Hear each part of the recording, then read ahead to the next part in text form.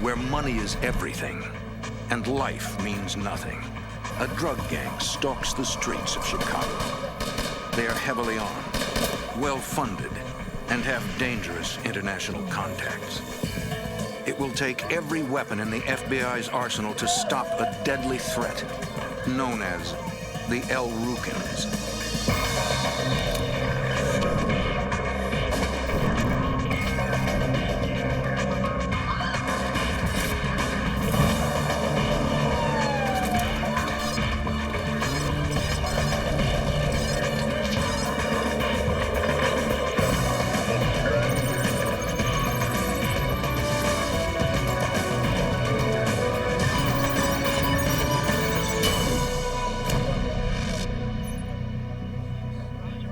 In the 1980s, the drug trade ravaged Chicago's inner-city neighborhoods.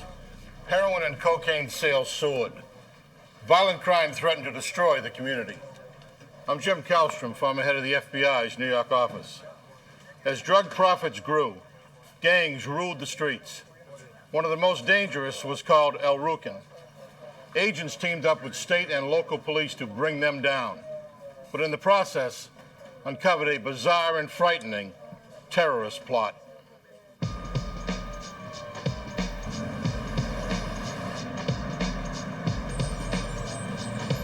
Chicago, Illinois. In the early 1980s, it is one of the deadliest major cities in America. Powerful drug gangs have transformed the South Side from a neighborhood into a war zone. To combat the rising tide of violence, the FBI forms the Organized Crime Drug Enforcement Task Force. In Chicago, their prime target is a vicious gang known as the Rukns. John Podliska is an assistant U.S. attorney in Chicago. The business of the Rukns was to traffic in narcotics, cocaine and heroin, and to control a vast area on the south side of Chicago for purposes of selling and distributing those narcotics. They would exact tribute from other people who would want to sell in that area, and they had a reputation, and a well-deserved reputation, for being one of, if not the most successful and the most violent criminal drug-dealing organizations in the Chicago area.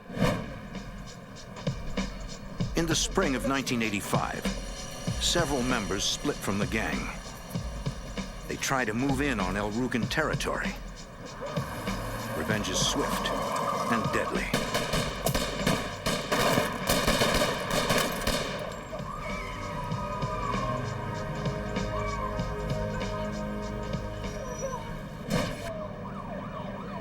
Chicago's South Side is gripped by a vicious turf war. As the murder rate climbs, the FBI seems powerless to stop the violence.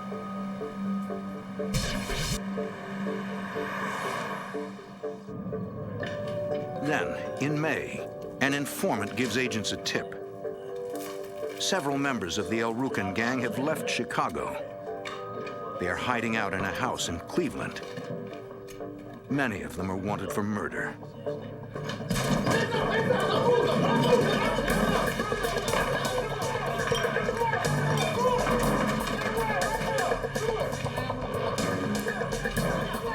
FBI agents and Cleveland police raid the house and arrest several suspects. One of them is a man named Anthony Sumner. Sumner is a former Rukn general, which makes him potentially useful. If investigators can turn him, they can get intelligence on the secret of Rukns.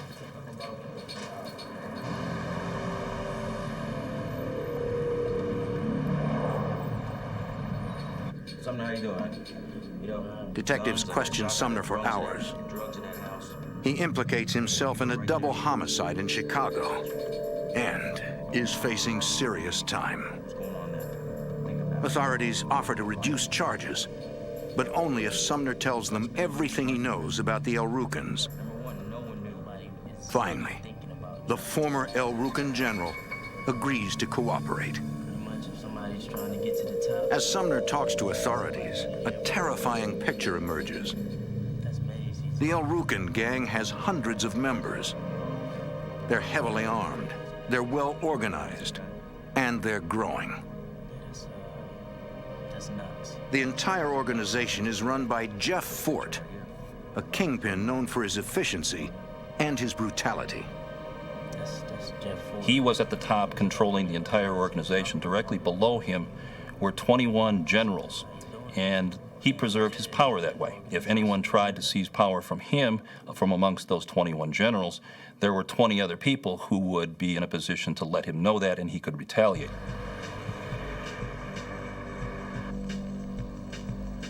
Authorities thought they had taken Fort out of commission. In 1983, he was convicted of cocaine trafficking and sentenced to 13 years in a Texas prison. According to Sumner, Jeff Fort continues to run the Rukns. He uses the prison payphones to contact his gang in Chicago. He's running the organization. Sumner's statement is a major break in the Rukn case, according to Assistant U.S. Attorney Patrick Deedy. He was the first person to actually confirm what the authorities had thought for a long time, which was that Jeff Fort, who was currently in penitentiary in Texas, was regularly talking on the telephone to members of the Rukns in Chicago and coordinating or directing activities of the organization. The Rukns run their operation out of a converted movie theater on the south side of Chicago. It had been fortified by the Rukns and was essentially a fortified fortress. He had people at the headquarters of the Rukns who were required to sit by that phone 24 hours a day. There was always someone at the phone so that when he called, he could give his instructions, directions, and orders as to what he wanted done with his organization. For the task force, Jeff Fort's telephone conversations are an opportunity to learn more about the organization. Yes, Imam. No one questioned what he said and what he wanted done. There was absolutely no debate, discussion, objection to anything that he was saying. And so the FBI over the summer 1985 began to develop evidence to provide a sufficient probable cause to go and to begin to listen to these conversations.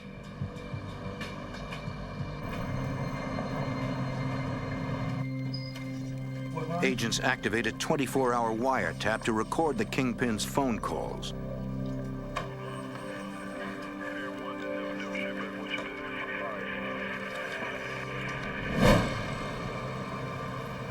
Tom Coram is a former special agent with the FBI.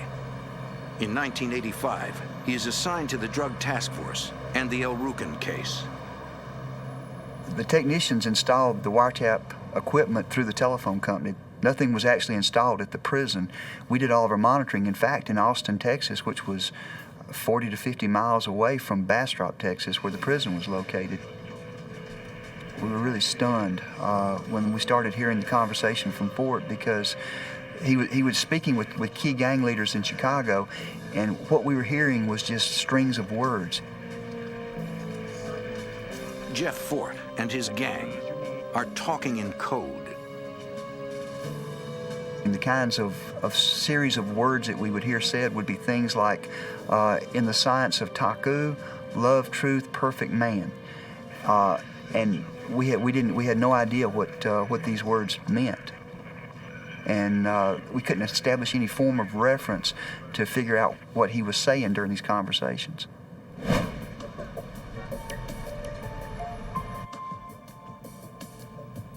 Agents believe that Fort and the Rukns are discussing drug deals.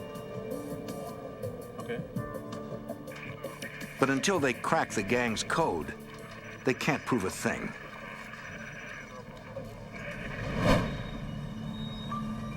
One of the Chicago police officers came up with really a very good idea. The Chicago Police Department had uniformed officers almost on a daily basis make some sort of contact with the Rukn gang members just to let them know that the Chicago Police Department was in the neighborhood and that they were being watched. And so the Chicago detective came up with the idea of having one of the uniformed officers go up to the gang headquarters, speak to one of the gang leaders while Jeff Fort was on the telephone, and see if the gang members would encode what the police officer had said to the gang member and then feed it back to Jeff Fort in the coded form. And what we heard was the gang member come back up to the telephone where Jeff Fort was on the phone at the time and then encode that statement that had been made to him by the police officer. So at that point we learned the code words for one, the word for pound, and the word for marijuana. Now what about And the word for marijuana we found out at that time was perfect man. again?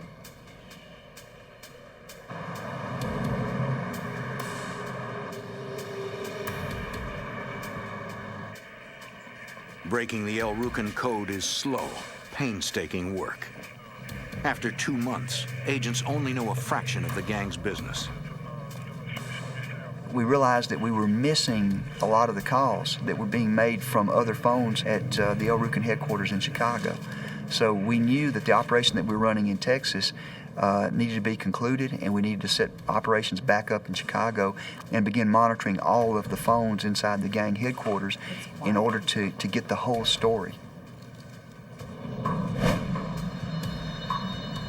In December, Agent Coram and his team decide to move the wiretap operation to Chicago. They establish a new listening post near El Rukn headquarters. As authorities activate the new wiretap, they encounter a familiar problem.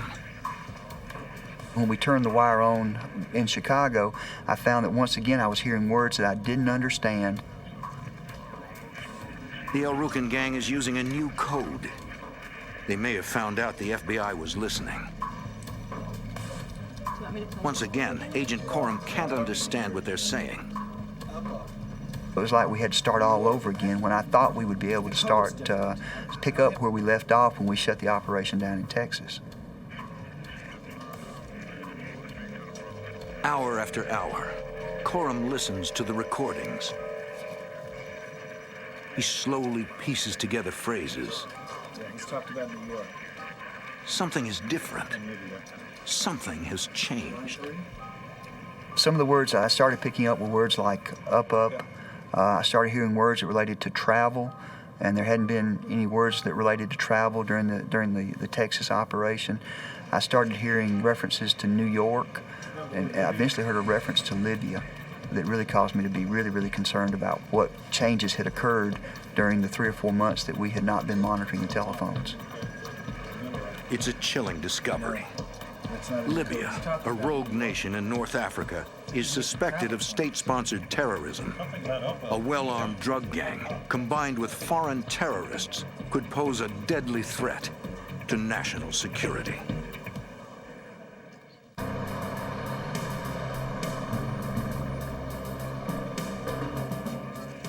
In Chicago, an FBI wiretap reveals that Jeff Fort continues to run the El Rukn gang from prison. Bring it all back to me. Although the gang talks in code, authorities learn they are discussing Libya, a country suspected of terrorism. Investigators of the Chicago Drug Task Force spend hours listening to the recorded conversations. To Special Agent Tom Coram, it doesn't make sense. Why is a Chicago drug gang talking about Libya? I went back to the beginning and started listening to the conversations again, and I started piecing the bits and pieces of the conversation together and came to the conclusion that they were talking about having met with someone in Libya who was going to provide them with money for destroying an airplane here in the United States.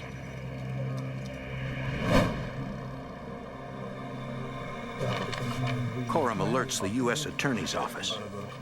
The drug investigation has uncovered a potential terrorist plot. The FBI calls in the Joint Terrorism Task Force.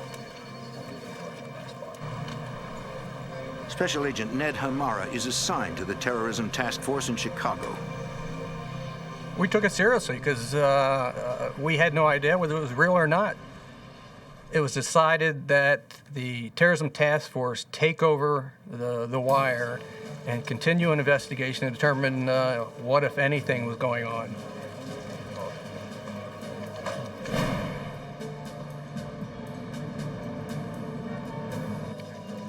What we have is 3 to The drug task force offered their agents to help with overhearing the wire talk and recorded conversations. If authorities hope to unravel El Rukn's plans, they need to decipher the new code quickly and completely. This is the conversation. At that time, we took our surveillance teams and put them to work. Fred Wheat is a lieutenant with the Chicago Police Department. His specialty is surveillance. In 1985, Wheat is assigned to the FBI's terrorism task force. We were brought in because they knew that they would need surveillance, and also that a number of the Chicago police officers had worked El Rukns before and would be helpful in setting up the strategy to work this organization. The surveillance team's job is to make physical observations that can be compared to the information agents are hearing on the wiretap. We basically had round-the-clock surveillance on different members of the group who were involved with the conversations with Jeff Fort. We were watching those members and just trying to follow their activities.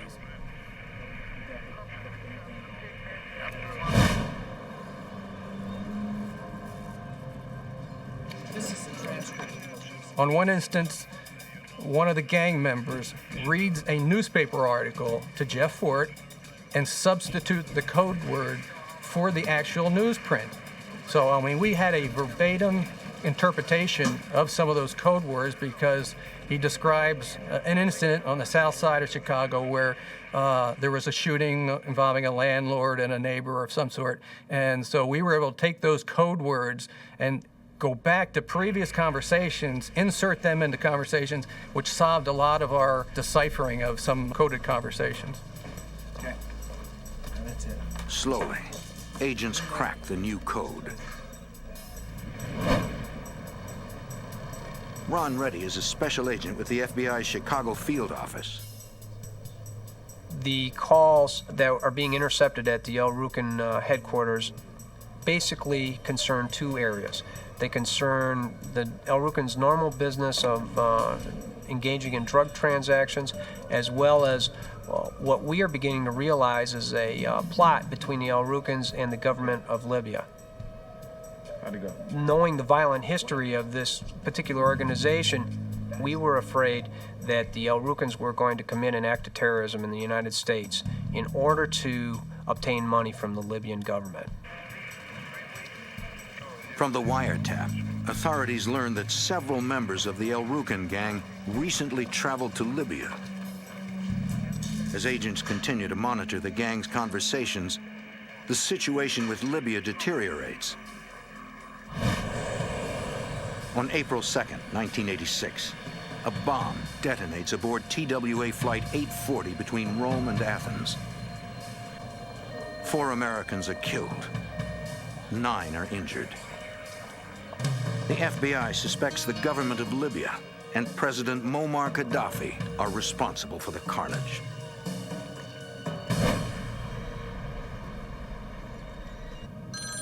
On April 4th of 1986, there was a series of conversations between Jeff Fort and a general in the El Rukn organization known as Melvin Mays. And they discussed this explosion on this flight between Rome and Greece. And Mays, at one point in the conversation, indicates that their group would be able to do something like that within 30 to 50 days. Yeah. It is a terrifying prospect. I want you to take a video. Via the decoded wiretap, the task force listens in on Fort's plans.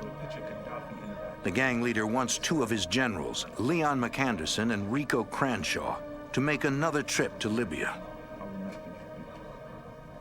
Fort was really concerned about how are we going to convince the Libyans, that we're an organization that can do something for them. One of the things that we were able to determine, he talked about getting newspaper clippings to take back over there to show the Libyans that this is what we've been doing, this is what we can do. Violent things that happen that the Rukns are responsible for.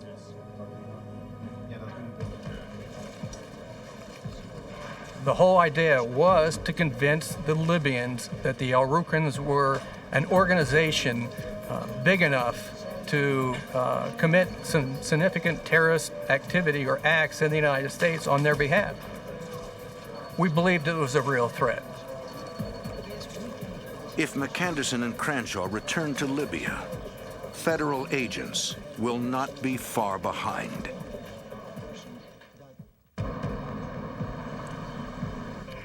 In Chicago, FBI agents and police wiretap the Rukn gang. Two of Jeff Fort's generals are planning a trip overseas to convince Libyan officials that Rukn can perform terrorist acts within the United States. Travel restrictions to Libya make the trip impossible. Ron Reddy is a special agent with the FBI assigned to the Joint Terrorism Task Force. The United States had just engaged in at least 2 military actions against the Libyans, and the Rukns knew that the Libyans were under scrutiny from the United States government. The Rukns, as well as the Libyans, felt that the safest place for them to meet would be in Panama, which they called the Straw Hat. That was their particular code word for Panama. Cranshaw and McAnderson, two high-ranking Rukn generals, will make the trip to Panama City. The task force needs surveillance on both men from the moment they leave Chicago until they return.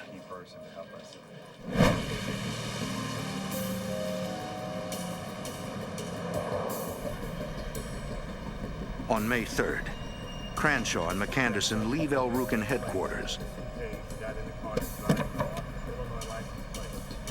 A surveillance team is not far behind.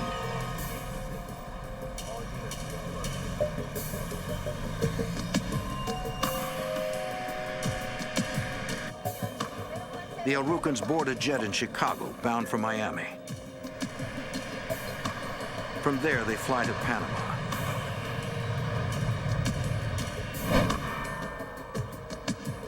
In Panama, Cranshaw and McAnderson are seen entering the Libyan embassy, presumably to meet with government officials. And on May 10th, the two Rukns return to the United States. We knew when they were coming back, and we worked with our colleagues at U.S. Customs and asked them to do a search of these individuals when they arrived in Miami. They found a document in Rico Crenshaw's luggage, which they photographed. Cranshaw and McAnderson were not aware that this was happening, but the document was in Crenshaw's handwriting. Basically, they had written a letter that said that they had 5-man cells in cities throughout the United States and that they were interested in trying to destabilize the government.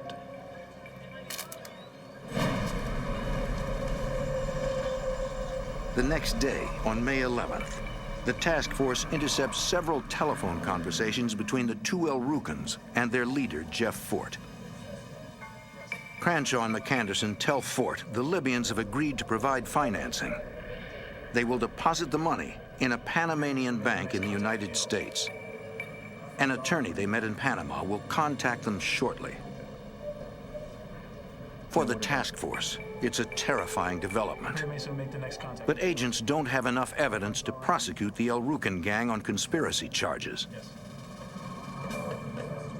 In order for the FBI to establish that a crime has been committed, we must collect enough evidence to prove beyond a reasonable doubt that the conspiracy had actually taken place and that there was an intended goal of the conspiracy. And we had to prove that there was a serious plan to commit an act of terrorism here in the United States.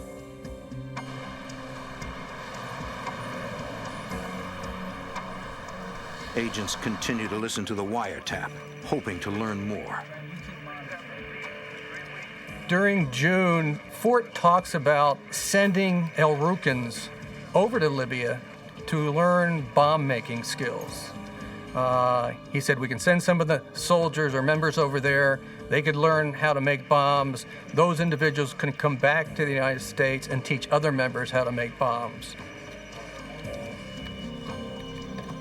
As alarming as this scenario is, it's still not enough to prove a conspiracy.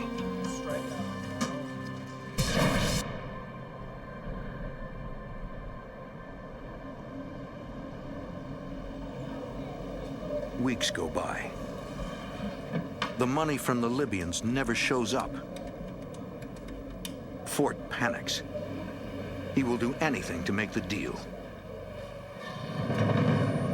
In late June, early July, Fort became, he just saw that the money was not going to be coming from the Libyans and that he had to do something, or the Rukns had to do something to show the Libyans, that they were somebody to respect. He talked about damaging a government building. He talked about planting bombs. He talked about blowing up an airplane. And he talked about getting a rocket, one that you can use once and throw away. So we figured, okay, how can we address this issue? Through the wiretaps we're hearing. Fort wants to buy military-grade weapons. The task force decides to use it to their advantage by becoming El Rukn's sole supplier. Okay. So enter Special Agent Willie Hulon. Willie was on the drug task force. He had already made one drug buy with Alan Knox through an FBI cooperating source. Alan Knox is a high-ranking El Rukn. Agents assume he is aware of Fort's plans. So we figured that we'd set up another drug buy with Alan Knox, and at which point Special Agent Hulon could introduce the idea that he had a weapons contact and so on, and that they might be able to supply the El Rukns or somebody else with weapons or any military equipment. He mentions that he has a friend who works at a military base. A friend who can steal weapons.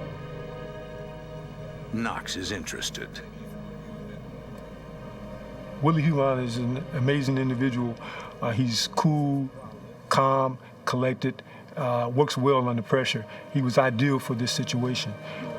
His knowledge of the street gangs, his calmness and operating sources, and Willie was perfect for this role.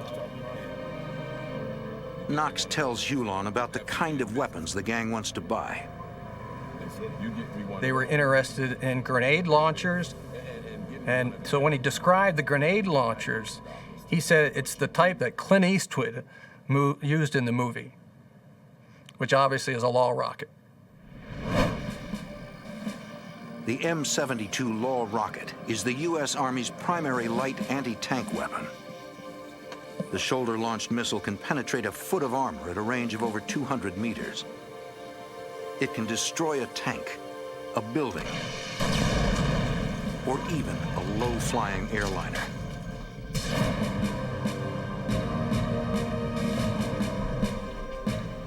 Agents cannot allow El Rukn to obtain such a deadly weapon on the open market. But the development does offer unique opportunities. We decided that why not we supply, or the FBI supply, the El Rukns with a rocket.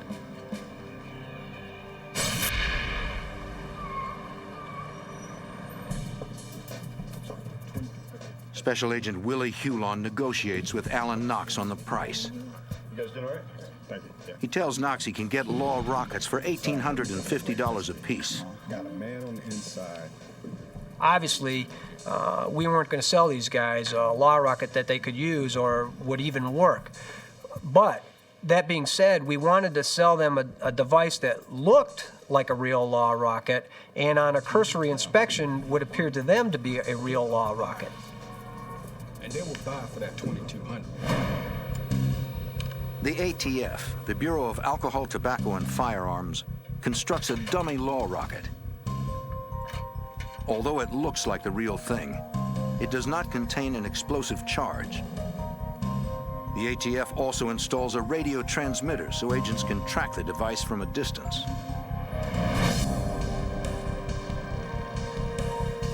The inert rocket is ready. The trap is set.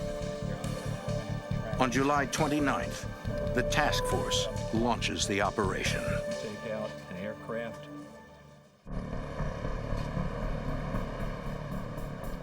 Putting a tracking device. On July 29th, 1986, the FBI's Joint Terrorism Task Force launches a complex sting operation.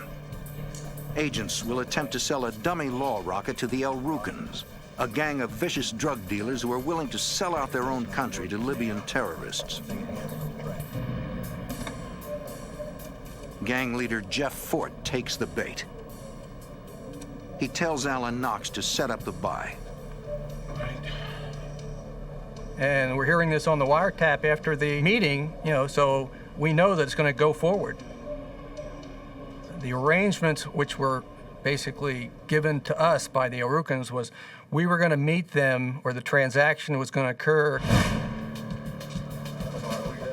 The task force meets to plan the sting operation. The sale of the law rocket will go down at a hotel in Lansing, Illinois, 30 miles from Chicago. Normally, we would have never conducted an undercover investigation like this because of the extreme danger to Agent Hulan. But the fact that we knew that the Rukns were dealing with the Libyans, we had to weigh those risks and ultimately decided that we could do it safely, that we could make the transaction safely and protect the life of our undercover agent. Surveillance teams will form the outer perimeter, 4 blocks from the hotel. Like I said, ultimately, SWAT and undercover teams will form an inner perimeter, stationed in and around the hotel. What's going to happen in our operation? At this point, we have the north and south. On July 31st, agents from the FBI, the ATF, the DEA, and the Chicago Police Department deployed to the hotel in Lansing, Illinois. They cannot fail. The lives of hundreds and possibly thousands of people are at stake. On the night of the law rocket deal, we probably had in excess of 50 individuals spread out through different areas. Surveillance teams assigned to the outer perimeter get into position.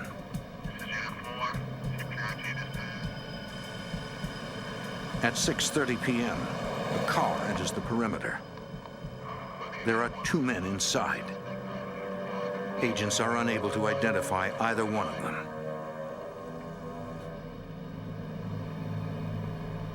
Detective Wheat's surveillance team picks up the incoming vehicle.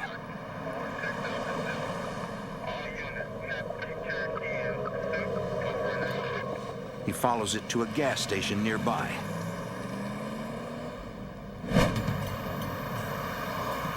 At the gas station, Wheat is able to make a positive ID. Melvin Mays is the driver. Alan Knox is in the passenger seat.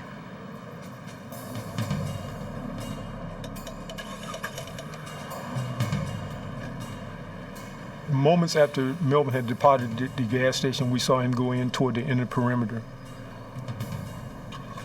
We passed on the plate number of the vehicle, the color of the vehicle, the make of the vehicle, all pertinent information that would help us keep this vehicle under surveillance.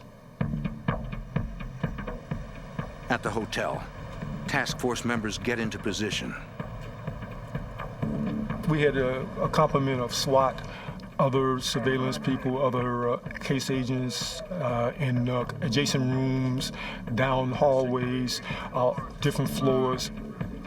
Everything to control that situation. We didn't want people from another floor coming up. We didn't want to have citizens who weren't a part of this deal getting caught in the crossfire if that happened. The outer teams were prepared to move in to help secure this area in the event that things went wrong, so that it was plenty of firepower there on hand to deal with any situation that might develop.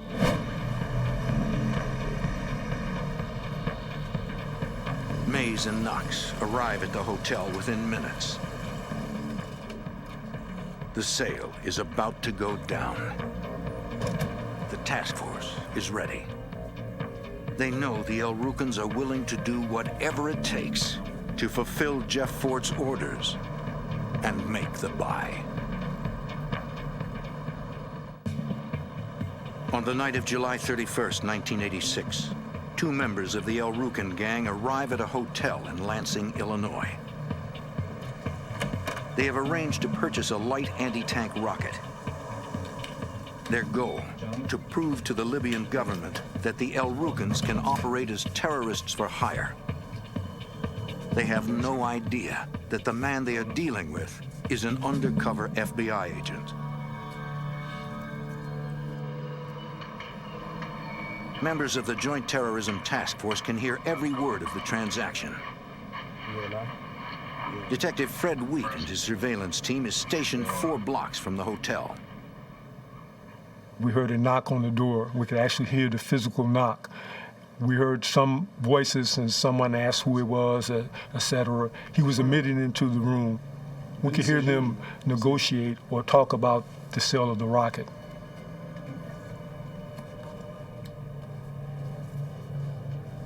It's the launch. A little something extra I threw in. I can't see the rocket launcher. Where's that? It's on the photo. You know I don't do business like that. Where's the cash? It's close. You get your launcher when I get my cash.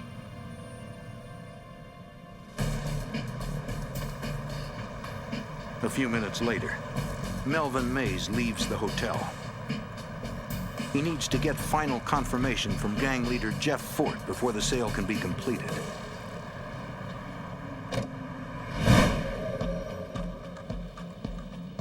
Mays returns to Rukn headquarters to wait for Fort's call.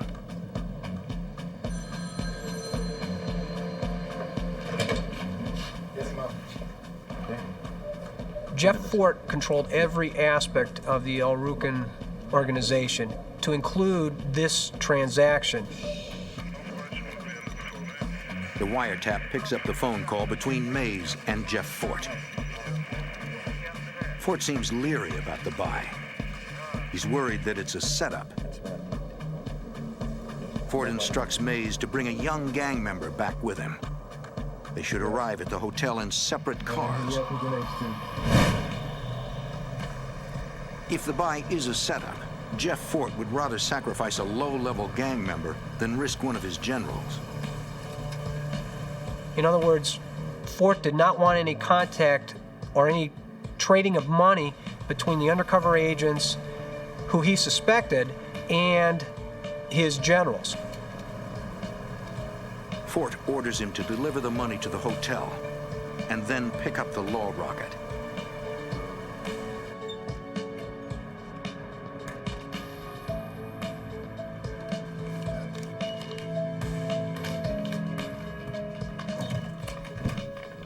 The sale goes off without a hitch.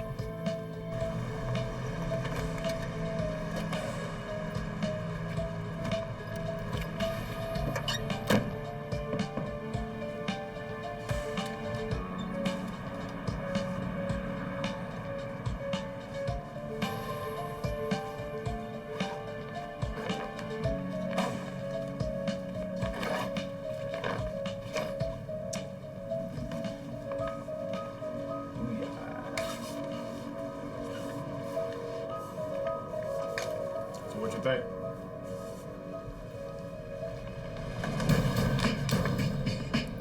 Maybe, sir. Still out there, right? Buddy doing business with you?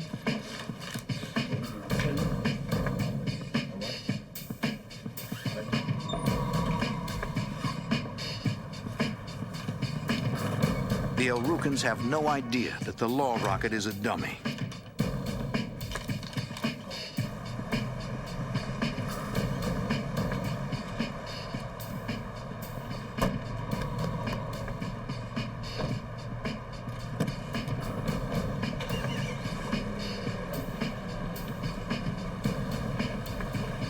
The low-level Rukn takes off in the direction of Chicago.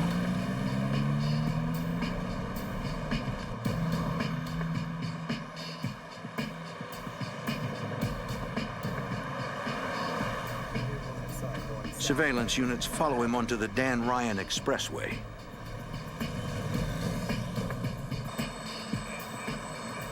At that point, we had surveillance behind them, in front of them, on the side of them, down the expressway, coming on at certain exits, getting off at certain exits. Suddenly, the young gang member transporting the law rocket pulls over and stops.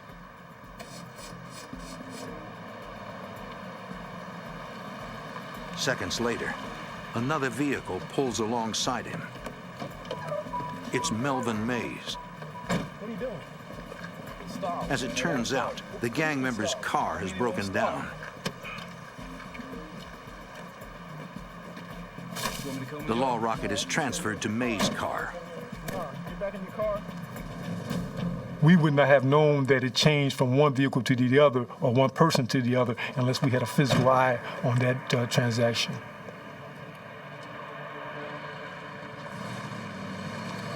The law rocket had been equipped with a radio transmitter, and we were using electronic equipment and physical surveillance to follow the rocket back to where they eventually stored it. Mays drives to an apartment building on South Kenwood Avenue, a few miles from El Rukn headquarters. The gang members refer to this building as the Armory. Then our job really began because at that point we were 24/7 on that location because we had to make sure that that law rocket was not moved.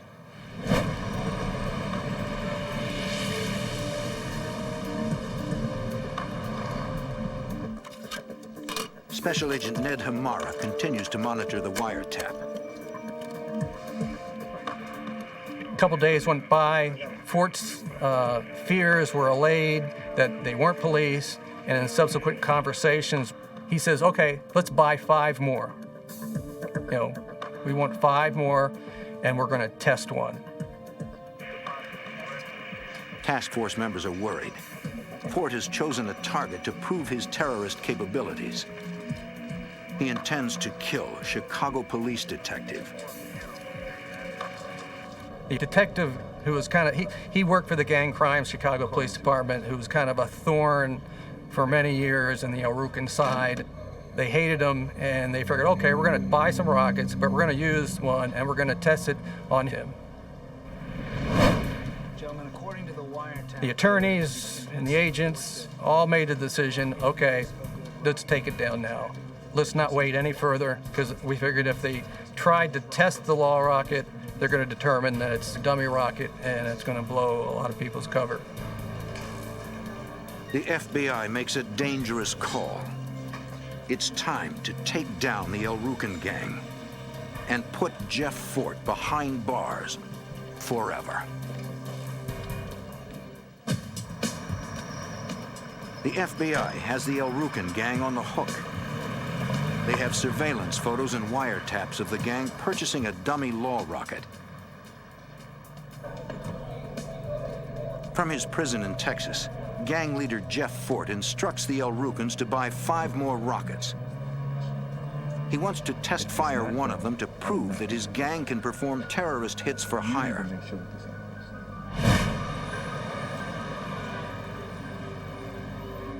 gentlemen, according to the wire, We had to prevent the Rukns from actually doing something to try to impress the Libyans.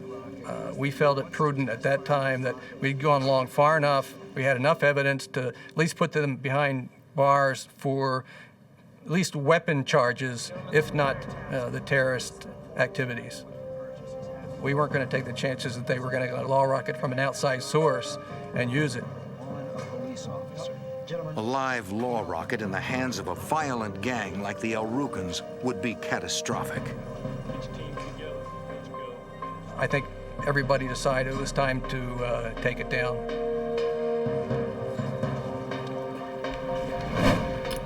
On the morning of August 5th, the task force launches simultaneous raids on El Rukn headquarters and on the apartment building they call the Armory. That building at 39th and Drexel was a fortified fort. It had steel doors on both the front and rear and iron gates across the other doors.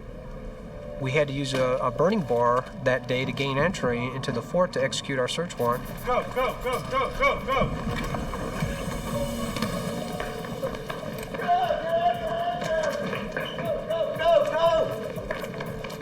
We went from surveillance officers to search and control officers. We began systematically arresting across the city all individuals that were involved in this plot. In an office at El Rukn headquarters, authorities find travel itineraries to Libya for Rico Cranshaw and Leon McAnderson.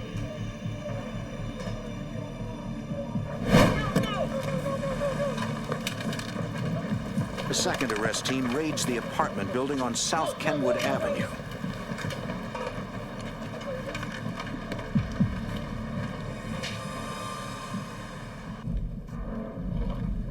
I was at the location on South Kenwood. Our main objective was to find the law rocket. We're walking all through the complex, behind the ATF agent who's got the beacon, and he's going upstairs and downstairs and all around. Oh, it's getting fader, we're getting stronger. We were in there for, it seemed like a half hour, and we're walking and we're still not getting it. Finally, we go down into the basement. And this is a rat-infested, roach-infested location. But when we're going down the stairs, it gets louder and louder and louder. It's getting stronger right down here. Finally, we decided it's got to be under the stairwell. So we ripped open the stairwell, and sure enough, the law rocket was there, along with about 35 other assortment of automatic weapons that we discovered. Some of them were submachine guns. Who knows, how many weapons were used in crimes or murders or what. The main thing, we got the law rocket back before they were able to determine that it, was an inert or dummy law rocket.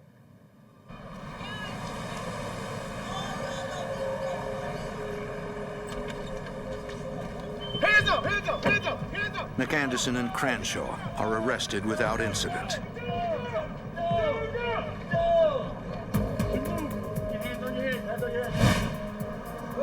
Alan Knox is also taken into custody.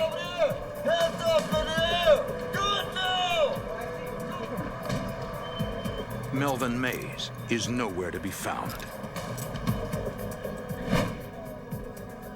On October 30th, 1986, Jeff Fort, Alan Knox, Rico Cranshaw, and Leon McAnderson are indicted on charges of conspiracy, possession of weapons, and use of interstate facilities to carry on unlawful activities. Melvin Mays, who is still a fugitive, is placed on the FBI's 10 most wanted list. In 1987, McAnderson and Cranshaw are convicted and sentenced to more than 50 years in prison.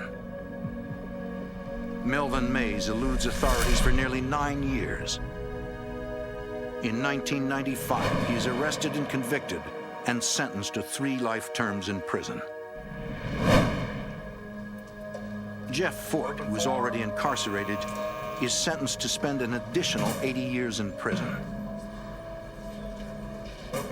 This was the first instance in the United States history that American citizens had been convicted for attempting to commit a terrorist act for a foreign government.